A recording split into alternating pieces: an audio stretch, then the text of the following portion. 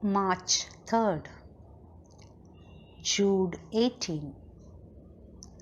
In the last times there will be scoffers who will follow their own ungodly desires. The unbeliever is a slave to instinct or carnal or sensual minds. Those who do not follow God must follow their own conscience. But that can be shared by a lack of sensitivity to sin, since we are living in a fallen world.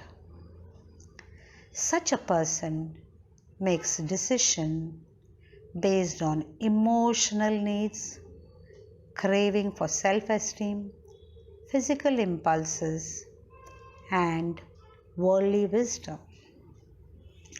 There is nothing holy about their choices, no urge to submit to their Creator, no consistent willingness to put others' needs ahead of their own desires. Even in their highest moral behavior, they are driven from their senses where the Spirit of God does not dwell.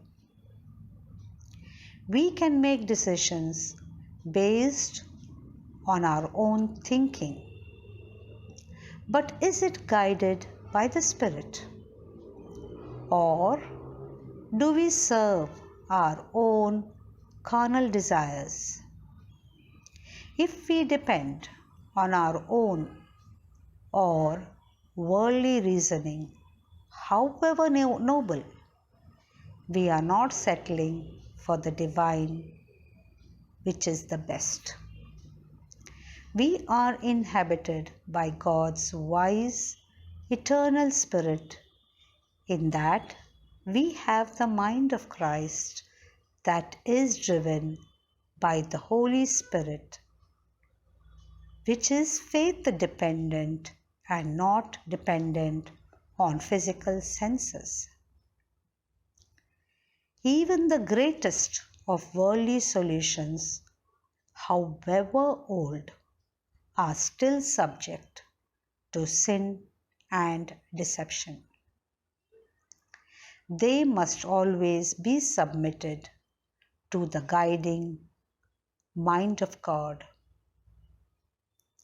We do not follow the patterns of this world to figure out things on our own.